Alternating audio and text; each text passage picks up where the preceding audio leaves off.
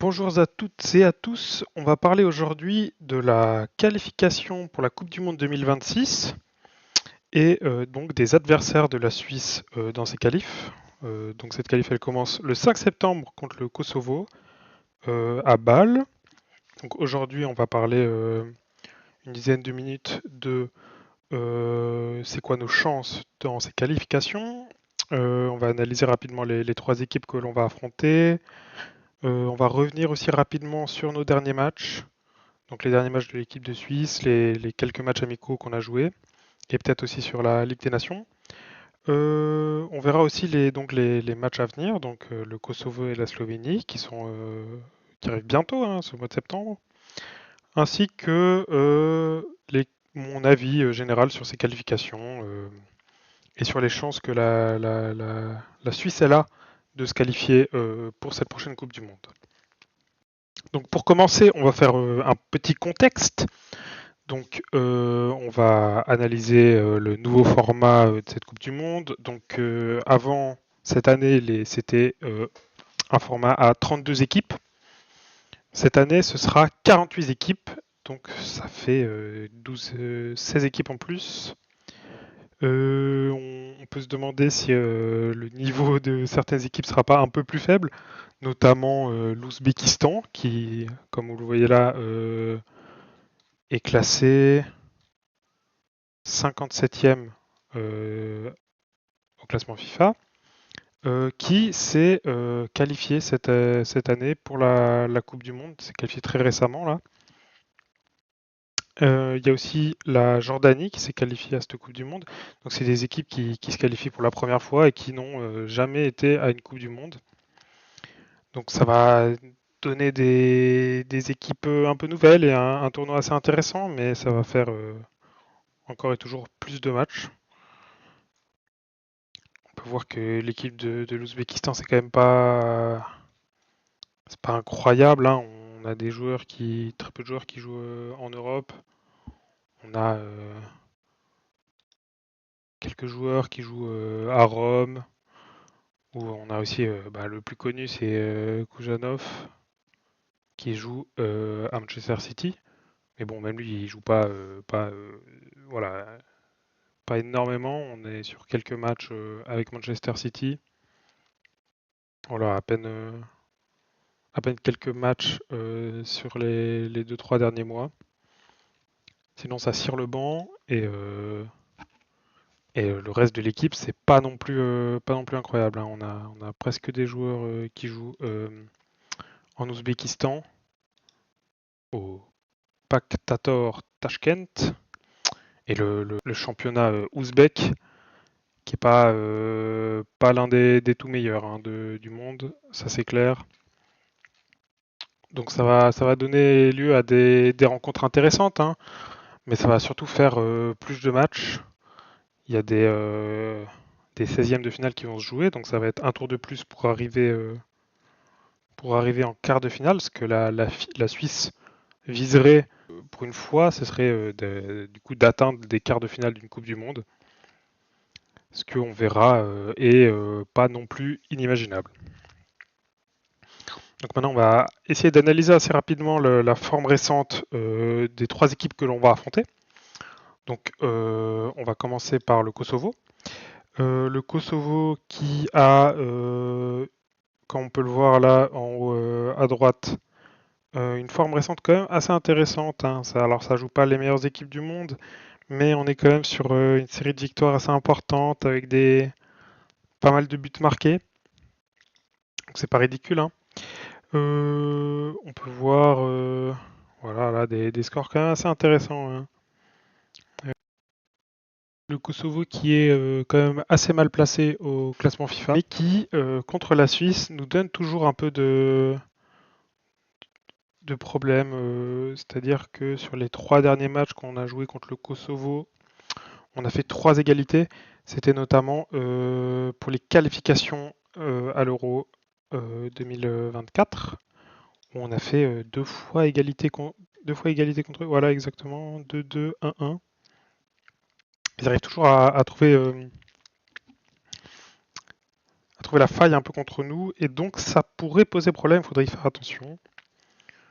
On va notamment aussi affronter la Slovénie, qui est dans une forme moyenne, on va dire. Hein. Ça a pris des grosses froustes contre la Norvège, hein, quand même 3-0, 4-1. Bon, c'était plutôt attendu, hein, c'est pas au niveau de la Norvège. Slovénie qui sont classés 51e, qui était au dernier Euro, donc c'est pas non plus ridicule, mais c'est pas non plus la meilleure équipe du monde. Ça bat le Kazakhstan assez serré. Ça joue l'Autriche en égalité, pareil contre la Slovaquie, et ça gagne des petites victoires contre le Luxembourg. Le Luxembourg qu'on a affronté récemment et qu'on a battu 3-1 en faisant quand même un plutôt mauvais match. Ça bat également la Bosnie-Herzégovine qui est pas non plus une équipe incroyable. Hein. Voilà, donc pour la Slovénie, en gros, on est sur une équipe qui peut quand même poser quelques problèmes. Hein. C'est pas non plus ridicule. Il y a quelques bons joueurs en Slovénie. On notera notamment Benjamin Češko, qui 70 millions hein, quand même, à 22 ans, qui fait une saison franchement pas dégueu au RB Leipzig et qui pourrait d'ailleurs partir cet été à Arsenal. Donc il y a un talent offensif qui nous manque peut-être en Suisse. Et toujours Oblak dans les buts, qui est quand même un gardien très très solide. Hein. On a pu le voir au dernier Euro. On est quand même sur une valeur marchande de l'équipe quand même assez inférieure à l'équipe de Suisse. Mais faut quand même pas les sous-estimer, je pense. Ça joue quand même en Europe, dans des plus ou moins bonnes équipes. Pour le Kosovo, Degrova qui n'était pas là au dernier rassemblement du Kosovo, il faudrait aussi faire attention. Hein, il fait une assez bonne saison avec Lille, hein, même s'il a été blessé une grande partie de cette saison. Donc je ne sais pas s'il sera de retour en septembre. Ça pourrait faire nos affaires s'il n'est pas là. Et ensuite, pour finir, on affrontera aussi la Suède un peu plus tard en octobre. Cette Suède qui, bon, s'est fait battre par le Luxembourg, mais le Luxembourg qui a fait un de ses meilleurs matchs de sa vie, hein, donc de son histoire. Donc, je pense pas qu'on peut se baser là-dessus. Voilà, hein, c'était une victoire quand même assez inattendue. Mais la Suède qui a une qualité offensive assez incroyable, hein, on peut le voir là. Gyökeres, Kulusevski et puis Isaac qui est pas là, mais c'est assez incroyable. Hein. On a des bonnes notes là sur la Nation League la saison passée, même s'il jouait en catégorie B, il me semble. Mais la Suède qui arrive et qui monte en force ces dernières années, qui commence à devenir très très forte. Hein. On a quand même chaque fois beaucoup de buts marqués. Hein. 6 contre l'Azerbaïdjan, 5 contre l'Irlande du Nord, alors qu'on a toujours de la peine contre eux. 2-0 contre la Hongrie, 4-3 contre l'Algérie. Attention, hein, ça se fait quand même remonter 4-3. 28e au classement FIFA. Et puis on a une équipe quand même assez forte. Quoi. On a Gyökeres et Isaac qui sont l'un des deux meilleurs attaquants neufs actuellement. Kulusevski qui est franchement pas mauvais. Et on joue quand même sur des bons championnats dans des bonnes équipes. On a quand même des très bons joueurs. Lindelof. Ça, c'est quand même du sacré level et une valeur marchande assez incroyable en Suède. L'équipe qui vaut dans les 450 millions, ce qui est presque 200 millions de plus que l'équipe de Suisse actuellement. C'est pas dégueu, hein. Il y a des sacrément bons joueurs, surtout niveau offensif, quoi. On voit là Kulusevski, Elanga, Gyökeres, Isaac, Anthony Elanga qui fait une assez bonne saison avec Nottingham Forest. Hein, 6 buts, 11 passes D. C'est plus que n'importe quel joueur de Suisse niveau goal average. Enfin, goal assist. La moyenne des goals et des assists. Je me demande s'il y a un joueur suisse qui fait mieux. J'aurais dit peut-être Shaqiri, mais qui n'est plus en équipe de Suisse, hein, qui a pris sa retraite. Donc ouais, c'est intéressant. Hein. Danendoy qui fait aussi une bonne saison, mais qui est que à 8-4. Ouais, ça doit être à peu près au même niveau que Endoy. Voilà. Donc ça, c'est à peu près tout pour la forme récente de ces équipes. Je pense qu'on peut battre assez facilement le Kosovo et la Slovénie, mais ça va être un gros combat contre la Suède. Mais ce qui est intéressant, c'est qu'on commence nos deux matchs à domicile contre le Kosovo et la Slovénie, histoire de bien se mettre en confiance. Donc il va falloir vraiment gagner ces deux premiers matchs. Ensuite, on va analyser les derniers matchs de l'équipe de Suisse. Donc, premièrement, Suisse-États-Unis. Donc, gros match hein, qui s'est joué à 2 heures du matin le 11 juin, donc il y a un peu plus d'une semaine. Alors, bien sûr, c'était pas l'équipe A des États-Unis. Hein, ça fait jouer des jeunes joueurs qu'on n'avait pas encore vus avant. Mais on a retrouvé, en tout cas du côté suisse, une équipe assez solide et qui commence à ressembler à quelque chose. Hein. Avec Yakin, on ne sait jamais trop à quoi s'attendre. Hein. Il aime bien changer à chaque match tous les joueurs. On a Kobel qui s'est bien installé dans les cages helvétiques, qui a fait son premier clean sheet. On a quelques piliers qui restent toujours, qui sont toujours là. On a Dan Endoy, Ricardo Rodriguez, Manuel Akanji, qui n'a pas fait son meilleur match, mais qui est quand même un indéboulonnable de la défense. On a eu Mbolo que je pense qu'on peut douter de son statut de titulaire. Alors j'ai l'impression que Yakin l'aime bien, mais moi je le changerais. Je mettrais quand même plutôt Amdouni à sa place. On a eu aussi Granit Xhaka, hein, qui on peut pas trop douter. Mais surtout, ce qui a été très intéressant, ça a été de voir Jachari, qui nous a fait un plutôt bon match avec une très bonne passe et une passe D. Mais surtout Manzambi, qui est d'ailleurs normalement plutôt milieu offensif, voilà, comme on peut le voir là. Il a seulement 19 ans, hein, qui a fait seulement quelques matchs avec Freiburg, qui est devenu titulaire que sur la fin de saison. Hein. Avant ça, il était voilà, ça cirait le banc, ça a joué quelques minutes par-ci, quelques minutes par-là, puis sinon c'était beaucoup sur le banc. Et ensuite, il y a eu une entrée face à Gladbach où c'est le but de la victoire à la 90e minute. Et ensuite, titulaire. euh, et je crois que c'est que des titularisations ensuite. Hein. Presque. Voilà, titularisation contre Offenheim. Et ensuite, ça a beaucoup joué cette fin de saison avec des plutôt bonnes stats. Hein. Ça a fait 1, 2 buts, une passe D. C'est bon. Hein. C'est franchement intéressant. Et donc, à ce match de l'équipe de Suisse, il nous a fait une passe D et un but. Et quelle passe D hein. Un vrai talent offensif qu'on a là. Donc, c'est intéressant de le voir évoluer en attaquant droit, en ailier droit. Ce qui n'est pas à son habitude, mais on peut le voir que ça lui a vraiment bien réussi. Et donc, ça pourrait être un atout intéressant pour l'aile droite. En plus, cette aile droite on a quelques doutes de temps en temps. On ne sait pas trop qui mettre. Endoy, il peut y jouer. Mais avec la blessure de Vargas, il jouait à gauche, Endoy.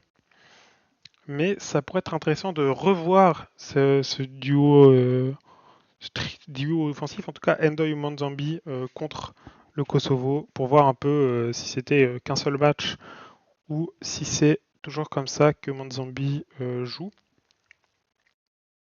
Donc une attaque très forte, hein. Ça a très bien combiné, c'est plutôt les attaquants qui ont marqué, donc ça c'est aussi bon signe parce que ça prouve qu'ils sont quand même réguliers et qu'ils ont la capacité de marquer.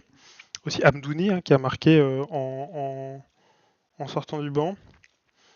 Mais ce qui est le plus intéressant, non ça c'était contre le Mexique qu'elle a marqué. Mais ce qui est aussi très intéressant, c'est que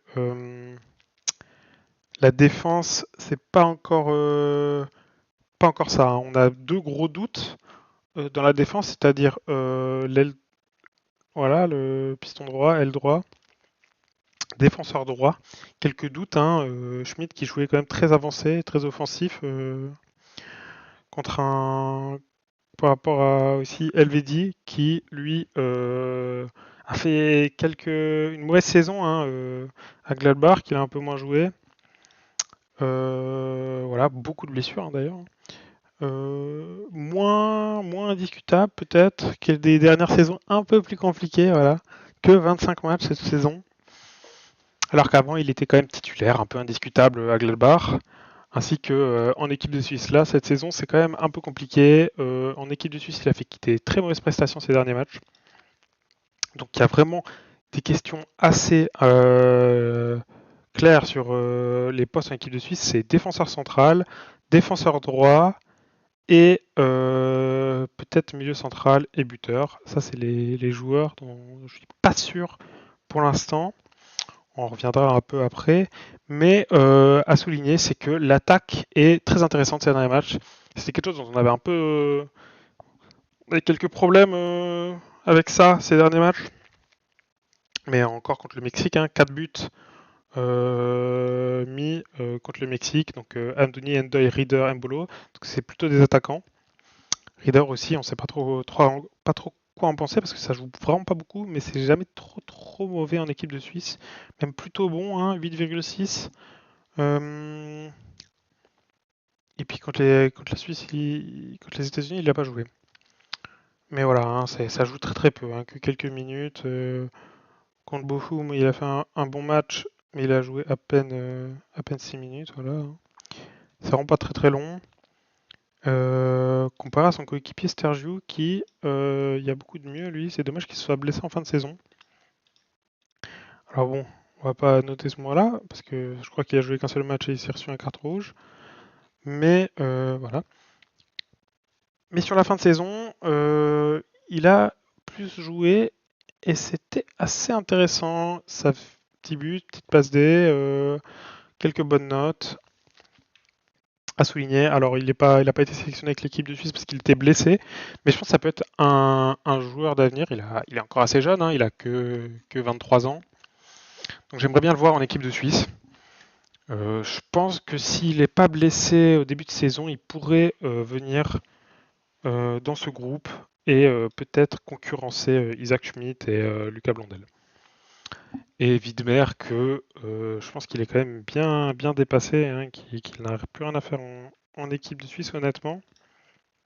Je pense que tout le monde ne serait pas d'accord avec moi, mais son match contre le Mexique c'était pas génial, hein, quand même, hein. C'est presque le moins bien noté de l'équipe. La note contre Kobe est quand même un peu rude, même si il a quand même fait quelques bêtises. Puis encore un Ulises Garcia qui fait un mauvais match. Donc il y avait vraiment un problème défensif dans cette équipe. Donc voilà. Donc il y a toujours un problème défensif, ça c'est toujours là. Mais niveau offensif, c'est quand même mieux. Et ça, c'est intéressant. Elle a noté aussi contre le Luxembourg, 3 buts, mais quand même un but encaissé. Irlande du Nord, on n'a pas réussi à marquer. Et si on revient un peu sur cette Nation League de l'équipe de Suisse, c'était catastrophique, hein. On a fait un super Euro avec quelques victoires et pas mal d'égalités d'ailleurs, hein. Un match contre l'Angleterre qui était très bon, hein. Et ensuite, contre le Danemark, on perd 2-0. Contre l'Espagne, on perd 4-1. Avec 2 cartons rouges contre le Danemark. Bon, on avait un arbitrage ridicule contre l'équipe de Suisse, hein. J'ai à peu près jamais vu ça, hein. 2 buts annulés parce qu'ils sortent des limites du terrain sur corner. Alors qu'on peut voir sur des images que c'est pas le cas. Un match complètement ridicule contre la Serbie où on perd 2-0. Une égalité un peu ridicule contre le Danemark et la Serbie, hein. Et une défaite contre l'Espagne. Là, il y avait un peu de mieux. J'ai bien aimé Monteiro dans ce match qui a fait un match pas ridicule. Pareil pour Mvogo, hein, qui est toujours très bon avec l'équipe de Suisse. Mais bon, on peut pas laisser Kobel sur le banc. Donc ça, c'était un peu pour les derniers matchs. Donc en gros, une attaque bien meilleure et une défense toujours un peu en doute, hein. C'est toujours un peu compliqué de savoir qui mettre en défense centrale. faire attention à ce que ce soit pas un espèce de faux espoir ces 2 derniers matchs. Mais on a l'impression qu'Yakin est un peu plus sérieux. Il essaye vraiment d'avoir une équipe et une composition sérieuse en 4-3-3 à peu près. 4 défenseurs, un défenseur, un MDC et 2 défenseurs centraux et 2 ailiers et un buteur. Donc le 5 septembre, on va jouer contre le Kosovo à domicile. Donc, c'est très bien, il va falloir gagner ce match le mieux possible, hein, de l'histoire de bien se mettre en confiance. Attention à ne pas faire égalité et attention à leur bonne forme récente. Donc quelle équipe on pourrait aligner? Donc j'ai mis une petite idée. Je pensais à une équipe à peu près similaire à celle-là.